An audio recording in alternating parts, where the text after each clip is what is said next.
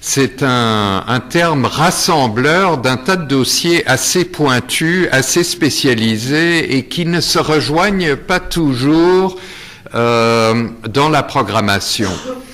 Et je pense que l'utilité de l'Université des Nations Unies, c'est que ces différents instituts collaborent entre eux, soumettent aussi leurs idées, leurs analyses, leurs résultats dans les instances onusiennes, que ce soit des négociations entre États membres, que ce soit des agences spécialisées, et que donc il y a une contribution concrète au travail des Nations Unies.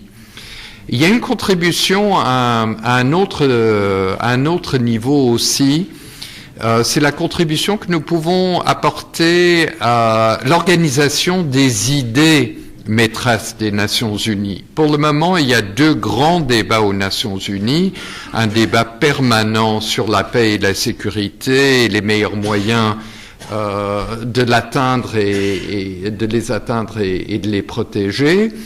Mais on débat aussi beaucoup pour les raisons dont parlait le professeur Babès, du cadre pour les activités onusiennes, pour les activités aussi des États membres des Nations Unies, pour promouvoir le développement global.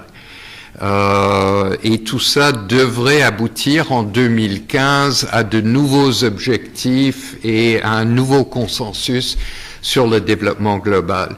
Et dans ces deux grands débats, l'Université des Nations Unies peut apporter des éléments de réflexion. Du moins, c'est notre ambition et nous avons commencé à nous manifester en ce sens. Pourquoi Alger pour nous et l'Algérie pour nous?